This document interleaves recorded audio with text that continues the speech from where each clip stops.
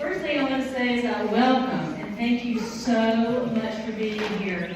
And aren't we blessed with a beautiful, beautiful day? Yeah. For those of you that might get a little bit chilly, just snuggle up next to me. You can share some light. My name is Kim Spencer, and I am very, very blessed to serve as the chair of the board for A Place to Stay. We have been doing amazing things, and the first thing I'm going to do is to recognize some people. So bear with me, and I have a list. Did you know you always forget somebody? First thing I'm going to do is recognize our sponsors. So our platinum sponsor for this event is Clayton. Our gold sponsor is Chuck's Concessions. Chuck, where are you? He's not here. Kathy, his wife is here. Our silver sponsors are Denzo, Pinnacle Financial Partners, Mary Martin, Next Step Financial, that's me, Simmons Bank, Gene Davidson, Vicki and Mary Johnson, and Molly Nicholson. And then our bronze sponsors are Blount Memorial Hospital, Fairview Church, Maryville College, and Sue White. The next thing I want to do is recognize our board. I want to recognize our staff next. And ladies, first off is Mandy Caracas. Mandy, where did you end up? There she is. Mandy is our executive director, and you're going to hear from her a little bit later in the program. And then these ladies that checked you in, Carrie Loud is the one who coordinates our SOS event. So if you've ever been to an SOS event, Carrie is the force behind that. And then Brittany Wayman is our community outreach coordinator, and Caitlin Booth is our care coordinator. So those ladies do an amazing job. So if you would give them a hand.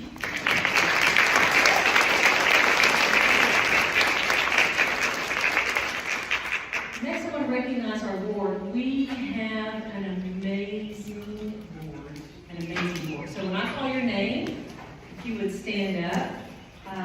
So Jared Anderson, I don't believe is here. Jared's on our board. Brad Caraway, Cindy Canfield, Dale Cunningham. I know Dale's here. Where are you? There he is. Jean Davidson, who is responsible for all the AD and all of that kind of stuff. She does an amazing job there. Bobby Easton, Mary Martin, Mark Moses, and Mark is the driving force behind this event. Kathy Parkins, who's the other half of Chuck's Concessions. Bertha Sparks, myself, Sue Wyatt. Where is she? Stand up, Sue. Stand up, Sue. Stubborn much? Wait, please wait. And Tracy Carrico. Then I want to recognize the staff that put this, or the volunteers that put this event together. I already introduced you to Mark, and Dale Cunningham, you know him, and Jean Davidson, Mandy, of course, Molly Nicholson. Molly, where are you? She's right there. And Susan Campbell. And I just met Susan today, and God bless her heart, but she stepped in and has been helping as well. So that's all the people. Now I want to take just one quick second and tell you a little bit about A Place to Stay. So for those of you who do not know how we started and what the back history is, back in 2012, there was a stakeholder meeting that was talking about the homeless issue in Blount County. And out of that meeting and several meetings that followed that, 3 organizations developed. One was Pivot, and Teresa Gray is here. Where are you, Teresa? Teresa is the driving force behind Pivot. John 316, you're going to hear from their director. There you are. Phil. You're going to hear from Phil in a little bit, and then A Place to Stay. And in ongoing conversations, it was decided that A Place to Stay would serve as the kind of the central hub, that we would be the intake for all situations, and then we would refer people out to different organizations as those needs warranted. So a lot of those organizations are here. So Mandy has been amazing at pulling together a coalition of other nonprofits, because we cannot do this alone. This is a community effort. You United Way has been a huge supporter, and Jennifer and Randy are both here today. And the other nonprofits, because again, we can't do this by ourselves. So we started out of that vision, the 10-year plan to end homelessness, and which is this year is the 10th year of that beginning of that program. So we will be revisiting that obviously and figuring out how we go forward from here. So that I'm going to go sit down, and whoever is next is going to take over, and that's Mark. All right, thank you guys.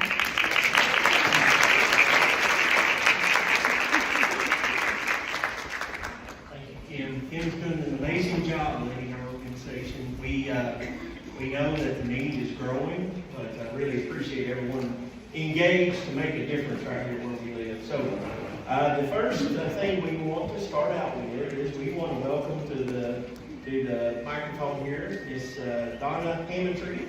Donna is the Executive Director of Fair Park Healthcare Center. She's a licensed administrator for skilled nursing and has worked at the Fair Park Health and Rehabilitation for over 35 years. She's an active member of Mental Settlements United Methodist Church and is associated with so many community support initiatives. Her skill as an administrator, coupled with her caring heart and dedication, have helped make a way for so many of our aging neighbors to receive affordable health care and numerous employees to achieve stable and sustainable futures. We're so excited to welcome Donna to come speak to us for just a few minutes.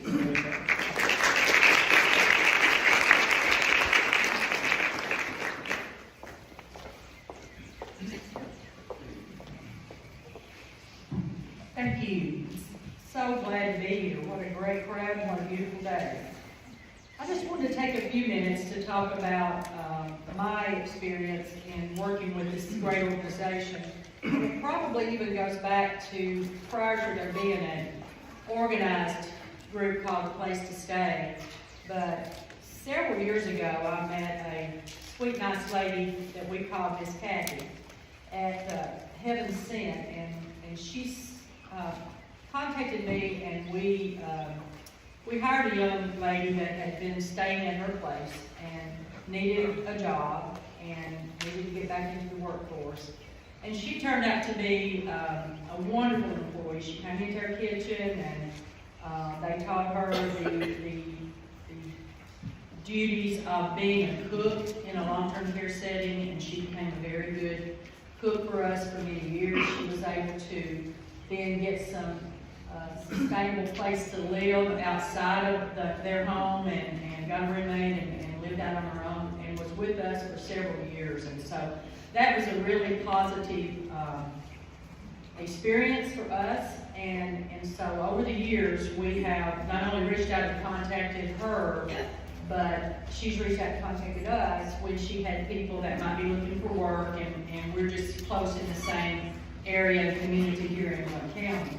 I have with me today a couple of the girls that work over at Fair Park with me, a couple of members of the team, Amanda and Vanetta, who are leaders over there in a couple of big departments, and they have had the same experience of supporting a member of their team that they found to be without anywhere to live. I had no idea, being a very sheltered and blessed young professional coming up, what a lot of people face out there. So when it would come before me, I'm just like, oh my goodness, what do we need to do here? And so thankfully I had a wonderful friend in Sue White that we had been associated together in the organization over the years, and I learned I could call up Sue and go, okay, we've got this going on, how do you help us? They both, Amanda and Vanetta, keep attuned to what's going on in their teams and keep me informed if they find out. A lot of times they'll know before I do that someone is struggling or literally just has nowhere to live right now or has lost their place to live. So they support me and Fair Park and what we're trying to do and helping our staff out there. One example too, we had a lady that was out at Heaven Sent that was battling very serious very serious illness and needed end-of-life care, and they really had really no family except the folks that she lived with, and she wound up coming to Fair Park and staying with us until she passed away, just to have, she needed nursing care and needed a lot more than they could do out there. So that was also just a positive experience for us working together with that. We have a current staff member today that's, after 3 years, still with us, that found herself literally homeless with just her car, and that's one of the times I called Sue, and she just connected me and all the resources that this organization can pull together to help this young lady, and we did. It was a challenge for her, and she still struggles some today, but she has a great commitment to our facility and to our community here because we were so much help to her that she stays with us. With her training that we've been able to provide for her, there are places she could go and probably make more money than she makes for us, but she just feels like we helped her in a really tough time. And that's just kind of how we feel over there, is that just as the leaders of that facility, and as we need to help our team, we need to help our coworkers when we find them down and out. We've had other members of our staff that we've had to work with the different groups and organizations that you guys work with to give them the services that they need to be able to sustain having, you can't keep a job and get to work if you have nowhere to stay, get ready, no car to drive there and all of that. So it's a big challenge, and I so appreciated what I've seen and continue to see when we reach out and need help from somebody. And we want to continue to be that kind of place and that kind of place for people to work. So I thank you today, and I'm honored to be here and be a part of this program. So thank you very much.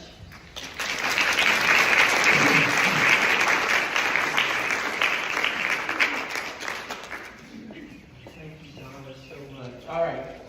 The next part of our program here, you'll see in the program, is one of my favorite parts. We get to award just a few of the organizations and people who are working so hard in Blount County to make a difference. And it's always exciting to be able to just recognize a little bit of what they're doing, because what we talk about is just a small slice of what happens every day. And it really just underscores how caring and how generous and how awesome the community that we live in is. And so at this time, we want to go through our awards list.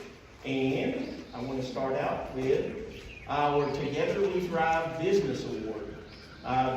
This award recognizes a business that is focused on improving the lives of people who live in Blount County. I forgot to say that this is a community-nominated, all of these are community-nominated except for the last one. And the award for our Together We Thrive business is going to go to Clayton Homes Foundation. Just give you a little bit about Clayton.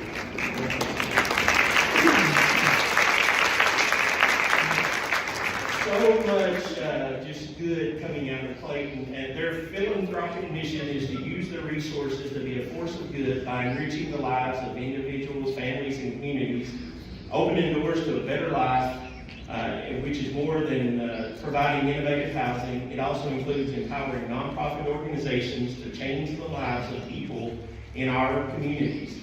Just a few of their programs. In July of 2021, Clayton launched a new program. It's called Clayton Impact. And through that, more than 20,000 team members across the company and across the country have the opportunity to make a difference in their community. So they offer that to their folks that work there. 3 years ago, Clayton and Family Promise established A Future Begins at Home to help prevent families with children from experiencing homelessness. What an awesome venture that is. They've supported more than 4,500 families at risk of experiencing homelessness, including more than 9,100 children.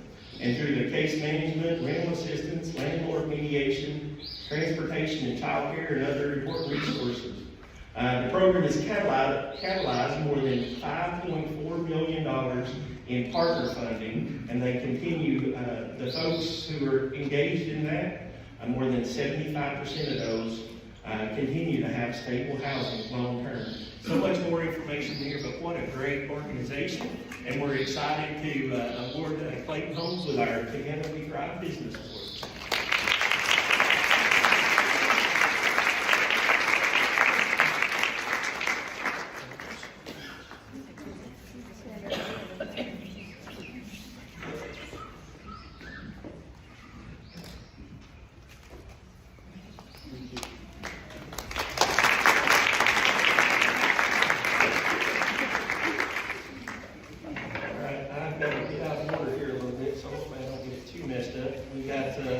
Our next recipient has to leave at 12:30, but this is such a phenomenal group. And the next award is our Neighbor to Neighbor Youth Award. We recognize youth who work to improve the lives of people who live in Blount County. And this year's recipient is the Heritage High School Cosmetology. And before they come up, I want to tell you just a little bit about this fantastic group. The youth in the Heritage High School Cosmetology program, they've generously given of their time and skills at our street outreach services days. Whenever they could, they brought joy to neighbors who just need a haircut.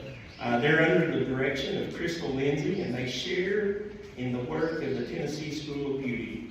And I just want to say how amazing it is to see someone just get lifted up by something as simple as a haircut. But appreciate what they do, always faithful to help and support. Just a phenomenal group of youth, and we want to recognize them at this time.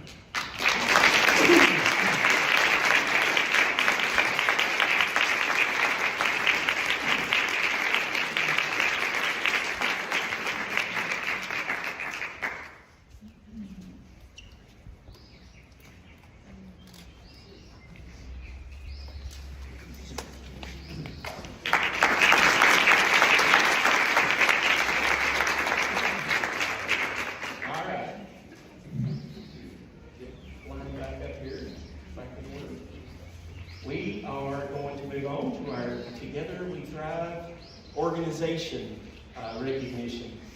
This award is to recognize an organization that's focused on improving lives of those who live in Blount County on a large scale. And we kind of have a dual recognition here. This is the New Hope Baptist Church and Doug Blair. A little bit about them. New Hope Church, they've always been committed to helping this community through the Thanksgiving food giveaway, free clothing ministry, but with the Blount City Nights and Outreach program led by Mr. Doug Blair. New Hope has been able to help and feed hundreds of homeless people in our community. They serve those in the community by offering access to clothes, food, and the necessities of life, and by doing so, show the love of Christ throughout our community. A little bit about Doug, who began the Blount City Nights a few years ago, made such a huge impact on so many of our homeless neighbors and others by providing a regular presence at the Pavilion behind the old courthouse every Monday night, bringing hot meals, hygiene bags, clothing, and other items. Doug has led several teams of volunteers to assist and love our friends who need a smiling face and a helping hand. He always goes out of his way to look for opportunities to help and minister to those in need. So we'd like to recognize the New Hope Baptist Church and Doug Blair.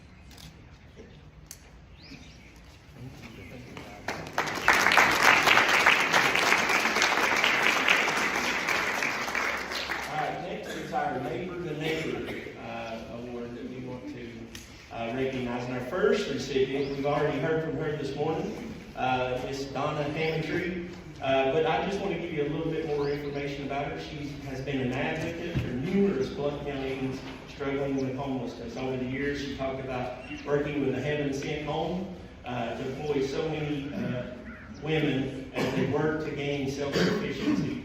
She's also provided training in end-of-life care at Fair Park. She looks for the need that is right around her and then does something to make a difference. And so at this time, we want to recognize Mrs. Donna Henderson.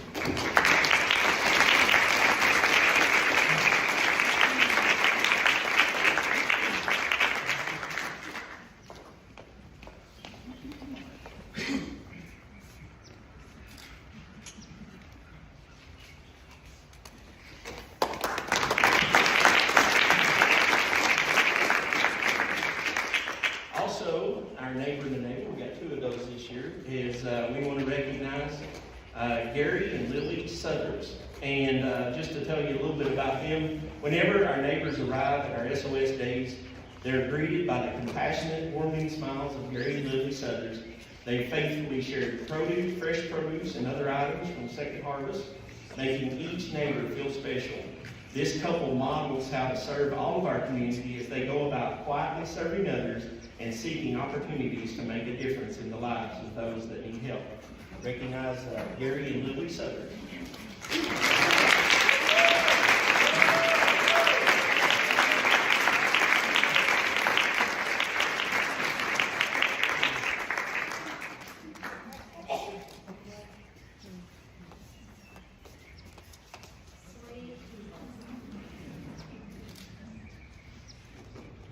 This is my favorite selfie couple.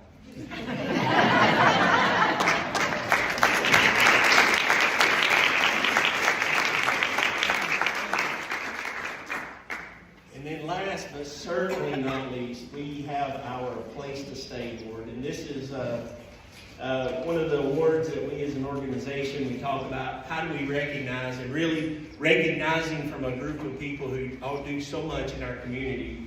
But we really want to recognize somebody special today, and that's Miss Molly Nicholson. If you don't know Molly, you're missing out. You need to get to know her. She's a lifelong educator. She shares her talents throughout the community, always advocating for social justice. She's very active in her church and has worked towards ending homelessness in our community for so many years. With a very kind and compassionate heart, she's invested in so many of our neighbors, sharing her wisdom and hope for a better future. I love what Molly says. She says, I'm a firm believer that if it's within your power to do something, you should do it. And she lives by that. If you've ever had the opportunity to be a part of the SOS Days, you'll see Molly. She's talking, she's smiling, she's lifting up people, and she's helping them get fitted with glasses. And she makes such a huge difference for all that she touches.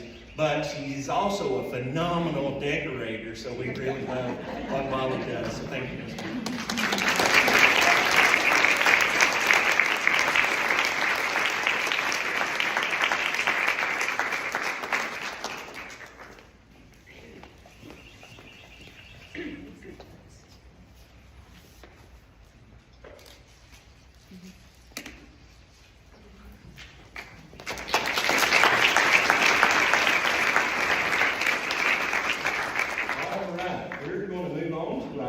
Our next speaker, and what an awesome opportunity to welcome to the stand Dr. Phil Hoffman. And most of you know Dr. Hoffman. He's a retired interventional cardiologist. He and his wife Cindy are members of the Fairview Church. They work so diligently to meet the needs of so many. He's worked with so many great organizations by serving on the board of Family Promise, Blount Memorial Hospital, Samaritan Hands, also the winter warming shelter for Blount County. And let me just stop and say what an awesome job that they do out there to make a difference in folks who would be sleeping on the street without a warm place and making that kind of difference in their lives. He's also worked with the John 3:16 Outreach Ministry, and such a phenomenal person, and we're just thankful that he's come to speak to us at this time. So I will welcome Mr. Phil Hoffman.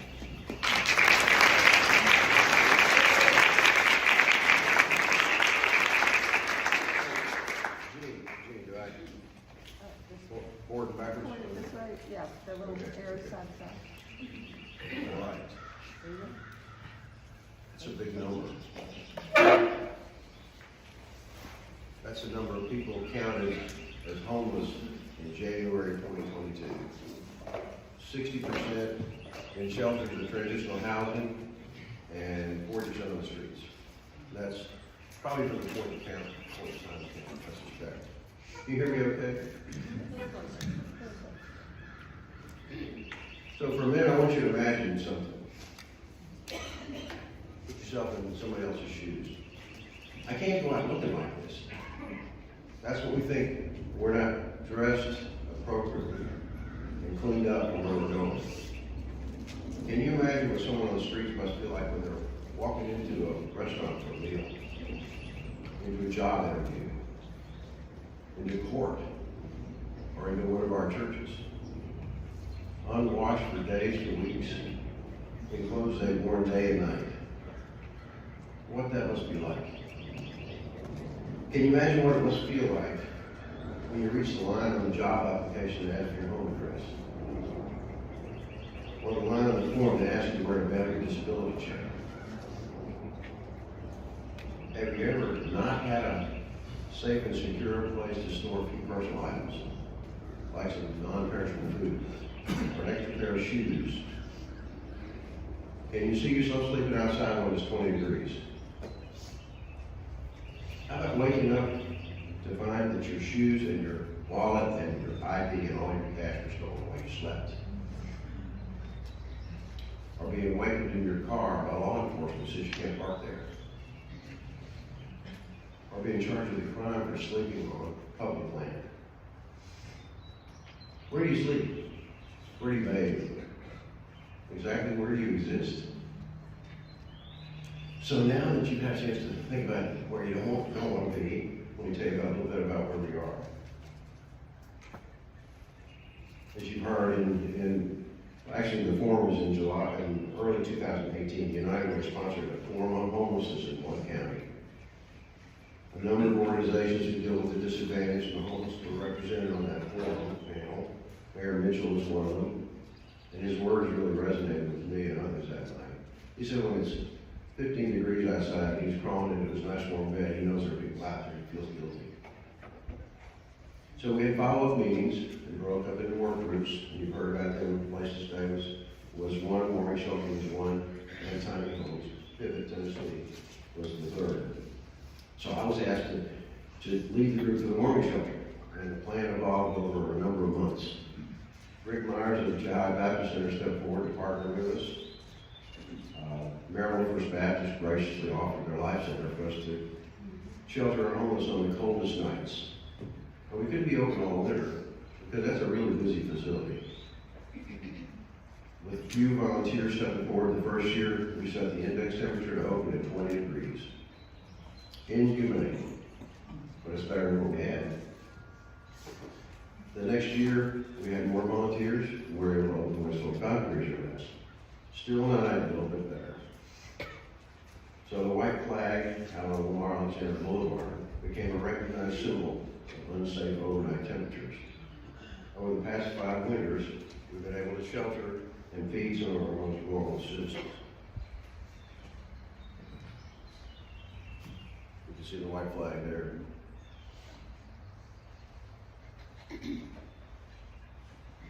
This is hard to see, but it's basically the data for those we've served over this past winter. Breakdown by nights, the number of individuals, the number of times they came. A number of churches and groups and individuals have helped set up cots and bedding, prepared and served food, provided warm clothing and sleeping bags, and hospitality for our guests. When the cities closed down for the holidays, where do the homeless go? Twice in the past 5 years, we've been open over Christmas. The first was COVID Christmas, and there was no shortage of volunteers, thankfully. This past year, the library closed Friday through Monday, so we were open 6 consecutive nights and 4 full days. Over 90 people showed up to help. They brought food, holiday wishes, and gifts, and personal warmth. 90 people. So it's 25 degrees or less. I wager that none of us here would be comfortable outside when it's 26, or 30, or 35. So now what? In August of 2021, John 3:16 Outreach Ministry purchased a building former sign company at 1414 Jefferson in Maryville. It's to be the evolution of the warming shelter. Sheltering on all winter nights, but also providing services year-round. Give them a place to shower, a place to worship where they don't feel judged, a locker, a place to get their mail, get counseling and continuity of mental health care, where they can come to understand that God loves them too. The church is not just for the washed and well-dressed. Offer them respite from the struggles on the street. With the help of this community, John 3:16 Outreach Ministry intends to provide that, turn this raw material into a welcoming space. But we're just the starting point. For those experiencing homelessness and have the desire and drive to help themselves get off the street, there needs to be somewhere else they can go from here. What's the next step? The next rung on the ladder. Something solid, more stable. One answer is bridge housing.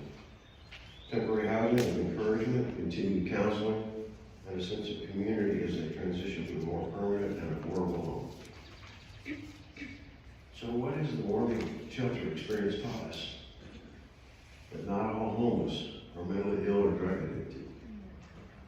That the way out of homelessness is a steeper road with the cost of housing so high. And that $15 an hour just doesn't cut it anymore when you're trying to rent a place. And finally, you're going to hear about this in a minute, but Alice folks are just a step away from the precipice. A number of local nonprofits are working hard to help those living outside get their lives back together. It takes time, it takes patience, and intentional involvement by all of us. We have to not look the other way. We have to stop assuming someone else will deal with those folks who don't have their basic needs met. Blount counties are stepping up to lend hands and hearts to help, and I thank God for that. Thank you for your time.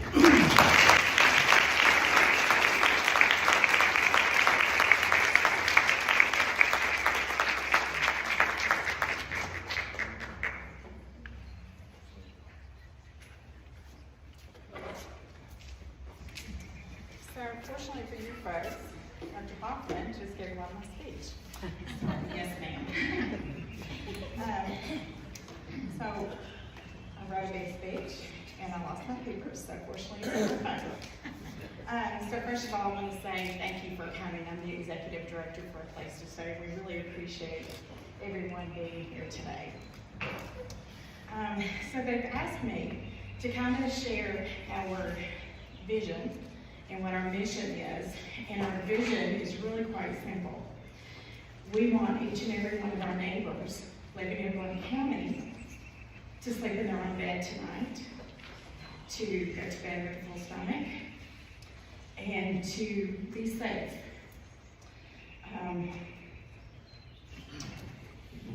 So my question would be, Dr. Hoffman has shared a lot of my speech already, so I'll make it, kind of rush through it real quick. So just wanted to ask the question, if it surprised you to learn that families have been living in motels for over a year now, and that the basic, very most basic motel room, one bathroom, families jammed into that room is $350 a night, or $350 a week, which averages to $18,200 in a year, or over $1,500 a month. So many of them just can't afford that, and so many of them reach out to us and to our partners. So A Place to Stay is all about building relationships and supports. We want to put people around those that are experiencing homelessness, those that are at risk of becoming homeless. We're the entry point for services, whether they're unhoused or again at risk of being unhoused. And what we do is connect them to various services. When they come to us, we do an assessment. We assess their situation for one. Are they at risk for being unhoused? Are they literally unhoused? We work with Blount Memorial Hospital, with folks coming out of Blount Memorial Hospital. We get referrals from Office on Aging. We get referrals from all over, quite honestly. Folks that they're just literally living in their cars or living in motel rooms. So with that, we try to create a plan with them. We assess their needs. What do you have? What do you need? And on the heels of that, we start moving into our community and identifying agencies or partners. And many of them are here today, and I'm so happy. So we work with Family Promise, with Salvation Army, with Good Neighbors, with the Tennessee Valley Coalition Against Homelessness, United Way, Family Promise. So many of my partners are here today because we want the community to know that we're working together. And every dime that you give to us, we're connecting and we're trying to make that dime go as far as we can. One of the other things that we do is the Street Outreach Service Day. We just had that on April the 22nd. It's a conglomeration of all of the different agencies, organizations, businesses, folks who donate, folks who volunteer to provide more resources, to provide education, to help with preventive services, folks like employment agents or not employment agencies. We partner with the American Job Center. Again, Office on Aging. There's just so many people, and it keeps growing to allow us to be able to put more and more supports around those folks. And we're so excited about that. And at this last one, we had 39 of our community partners, and we had 159 folks that were able to get services.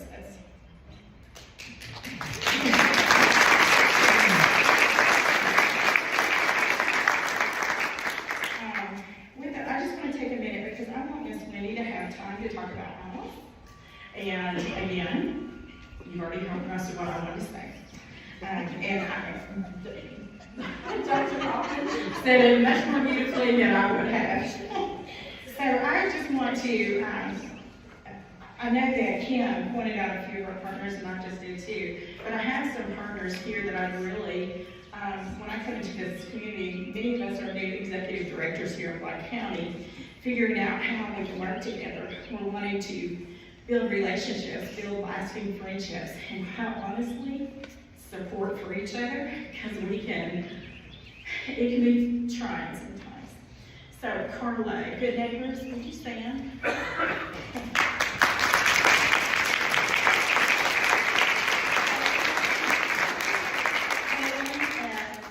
Tennessee Valley Coalition Against Homelessness.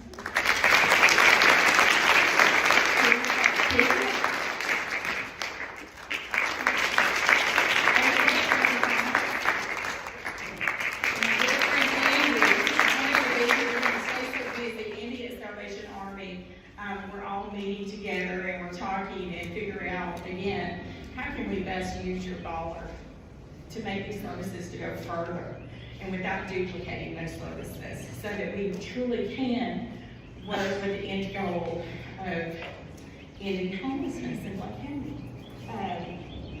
Foothills Development Corporation.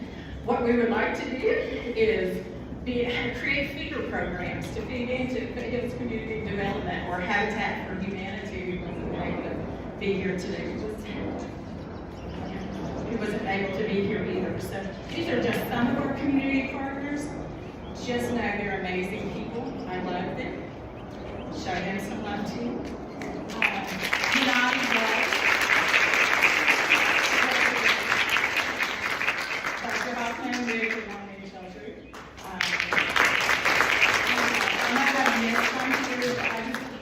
Folks, we can't do what we do without these partnerships.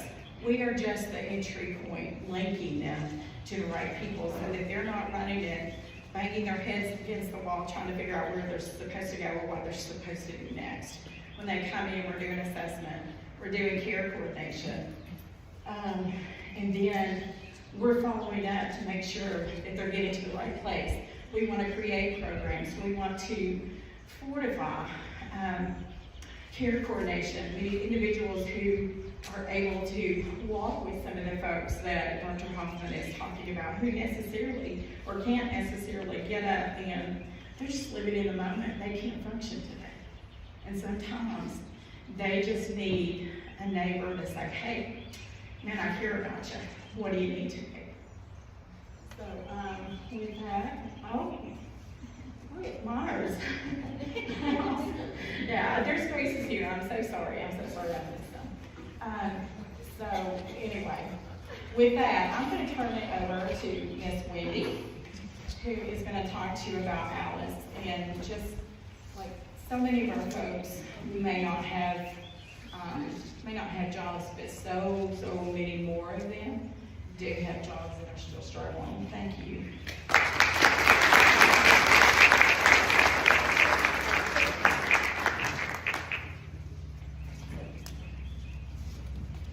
I never have to move the mic up, Mandy, thanks. Good afternoon, everyone. I am Wendy Wand. I'm the Vice President of United Way Blount County. I'm really honored to get to speak to you guys today. Dr. Hoffman referenced a community meeting we had back in 2018. During that time, we had been in our homelessness outreach for about 5 years, and our nonprofits were like, we've gone as far as we can. We need more help, we need more support. And so we pulled the whole community in. We said, anybody who's interested or passionate about this, please show up. And you did, you showed up. And out of that meeting, we were hoping that one initiative would spark, just something. I was hoping for one. I thought that was manageable for us. If one group sparked, we could handle that.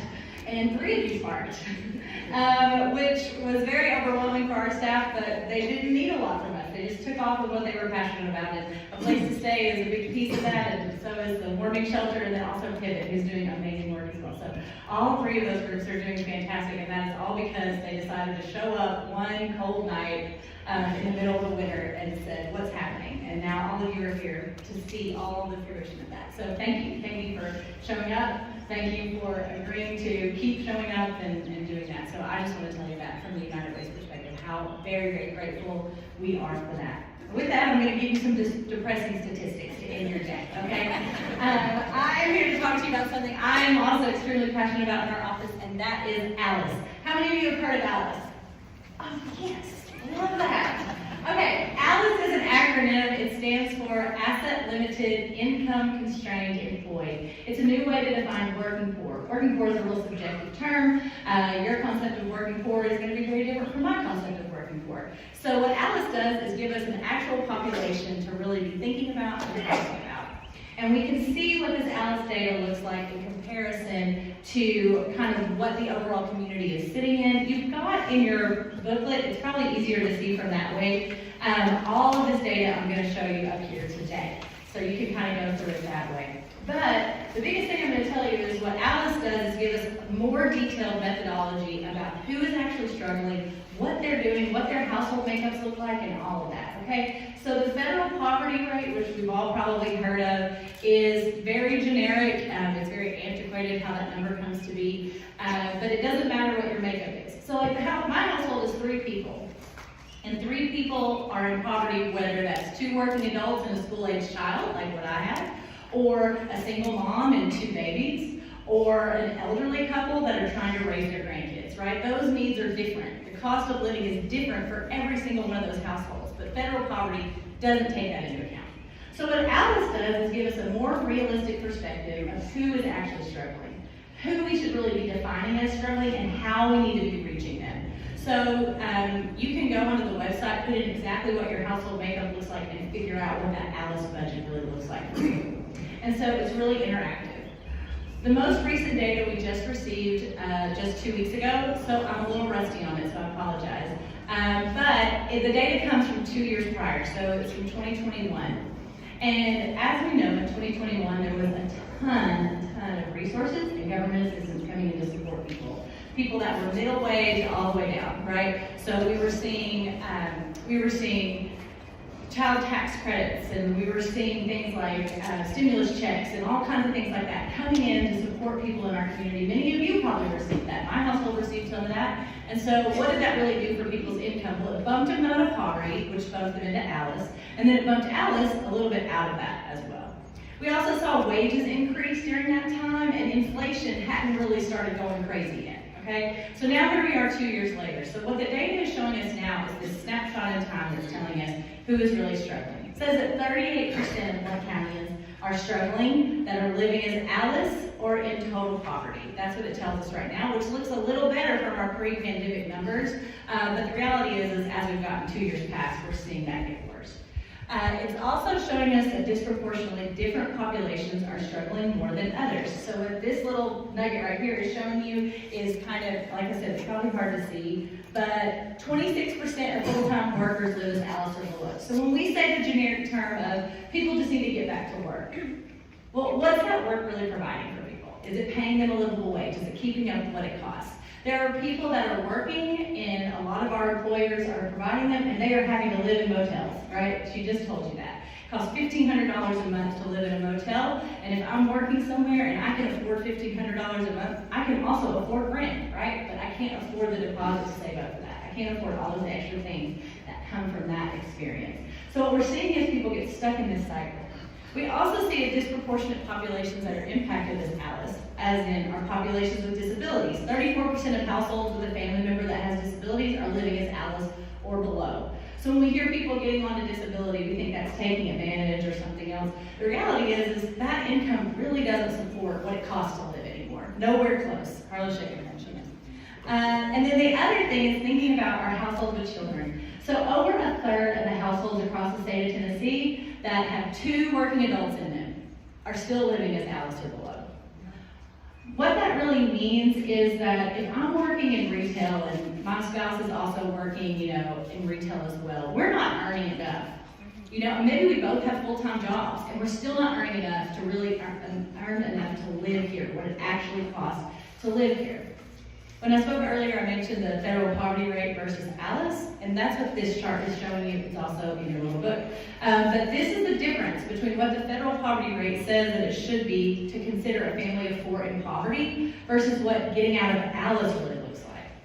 And Alice are people that are struggling. We know that 48% of people that are working in frontline jobs, like as cashiers, or they're working in retail sales, or home health aides, people that are moving us forward are living as Alice. So if you have ever heard or said in years past, like, oh, jobs like working at a fast food restaurant are not designed for people to make a living wage out of, that's those for teenagers to work. But have you gone to a fast food restaurant recently and is it being run by a bunch of teenagers? Nope, I don't see teenagers in there at all anymore. I see a bunch of adults trying to get by. Last week I took an Uber and an elderly woman drove me in the Uber. And I was like, this is not okay, right? That's the reality. Does she want to be out driving me in an Uber in the rain? No, of course she doesn't. She wants to be where I want to be, at home. So overall, we're seeing these populations disproportionately impacted. Some ones that I want to talk about too are our Hispanic and our Black households. Our white households are sitting at about 31% living in poverty. We have 93% of the people here in Blount County are white. So we have a very small population of Black and Hispanic individuals in this community, and we know that they are disproportionately impacted as Alice. Their wages are not as high, their resources they have access to are not as high, and they are disproportionately affected by this. What this is showing you is that our Hispanic households are sitting at about 48%, just like our senior households as well. Over 22% of our population are seniors, which is over the age of 65, and that number is only increasing, and those individuals are living as Alice. Those of you that weren't sitting as close as I was probably couldn't read that chart that Phil put up there about the numbers served, but one of the things that they showed on there was that an 83-year-old stayed in the shelter for 10 nights. An 83-year-old, and there were 70 in their 70s as well.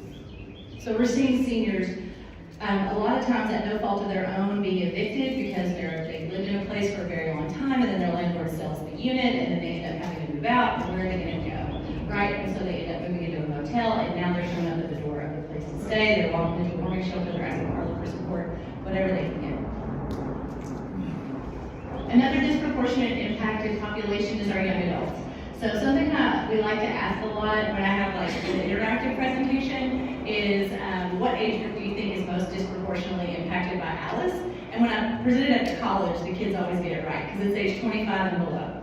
And you might hear that and think, oh yeah, well when I was in my early 20s, I was eating ramen noodles and we were poor and whatever, it didn't matter. But when we talk about 25 years and below as the head of the household, those are census calculated individuals. So when I was below the age of 25, I was not filling out the census. right? My mom was filling out the census and claiming to be still on it, right? So when we talk about people that are under the age of 25 and they're being tracked as living as Alice or below, and over 55% of them are living that way right now, they don't have a safety net like you might have had. And maybe you didn't have a safety net at that age, and so you know how hard that is, but most of us did. Most of us, and most of our kids moved back home with us, right? When the recession hit, right? And so what that really looked like, these households don't have that. So they are a younger generation, and the economy is not providing them what they need to be able to set their future up to be successful. And they're struggling and struggling and struggling. We're going to see that. I told you, it's really depressing. This is a budget. It's really hard to see up here, but you can see it in yours. And again, this is the thing that is the most interactive on the website, that you'll be able to go in and put in kind of what your actual budget really looks like to compare kind of what it costs to just bare bones survive here. So this is really the line that poverty should be at, right? This bare bones survival. And then there's a list of like the methodology and stuff like that in there as well, if you're interested in that. But overall, this is kind of the catch-all of everything that I'm talking about. Who is Alice? What does that really look like? If I'm talking about my neighborhood, one house is living in poverty, 2 of them are living as Alice, and the remaining 6 are above Alice. But that's just above, right? That's anybody just above. And what we know is that about 13% of households right here in Blount County are living right on that line. They're one thing away. And when I say one thing, I don't mean something major. I don't mean like the breadwinner of my family passes away, or I lose a job, or whatever, something major. I mean that they walk out to their car after this event and their tires are blown. That's what I mean. I mean that I have an access to, right? That's what I mean. I mean that I have a very minor water leak that is now seeped into the floorboard of my house. Like, I'm not talking about major stuff here that's causing people to not be able to pay the next bill, and it causes huge trickle of things to happen to them. And then they're ending up on the doorstep of these agencies that you're here to support. Which is why it's so vital that you're here and that we're all here to do this work that we're doing, and whatever that looks like. So I know I'm telling you a lot of depressing things, you guys. I'm really sorry about that. But one of the biggest thing that I want to tell you is this last part. Like, what does it take for somebody to be able to thrive? And sometimes what it takes is a church opening its doors and a bunch of volunteers showing up with casseroles, right? Sometimes it takes something as long as case management over 12, 24 months to make sure a family can make it all the way. But sometimes it takes something as simple as just allowing people flexibilities in the jobs that they have. It allows us as the employers to think, oh, if my employer can't get right here on this line at 8 a.m., is there a way that I can be flexible about that because their child care place doesn't open until 8? Is there a way that I can be flexible with them? And some jobs obviously can't do that, but some jobs can. Is there a way that we can be more accommodating to the benefits we provide our employees? If you're sitting in a position where you can give higher wages, absolutely do that. If you're sitting in a position where you can't, what else can you do instead? And that's the call I'm giving to you in this moment. Yeah, I gave you a bunch of sad stuff, but you also heard really empowering stories. You saw these agencies stand up and talk about how they're working all together, but we need all of you too. Every single one of you in this room has some type of sphere of influence over who you are and what you do. And if that is as simple as, I'm going to allow a little more flexibility to the people I have, if that is ensuring that you are a church home that is allowing people to not be cleaned and well-dressed to come inside, that's a beautiful thing to offer.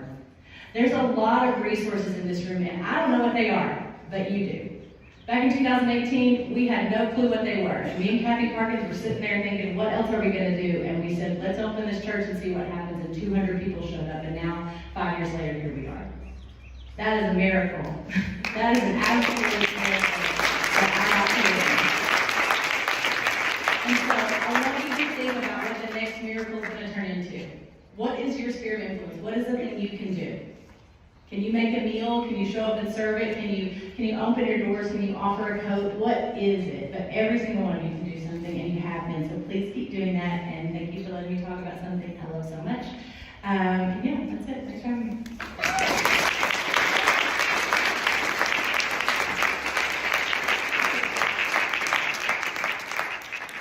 So my name's Bill Cunningham. So I'm the first year board member here for a place to stay. So we've almost made it to the end, so we'll just be a few more minutes. So I've only got 32 points to cover. So in all seriousness, I've only got 3 short points to cover. So first and foremost, I'd like to go ahead and say thanks to the Smithview Event Center for allowing us this amazing facility today. We couldn't have done it without them.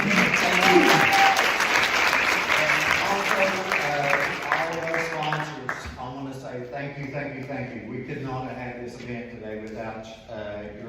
sponsorship. So I also want to say thank you to everyone that came today. So this event was only made possible through you all and your participation in the community here. So, and also I want to go ahead and, that was my first point. I've got 3 points actually. So let me get my mind straight here and get my phone back on while I keep my finger on that. So I sincerely hope everyone could understand our mission and vision here for to end homelessness in Blount County.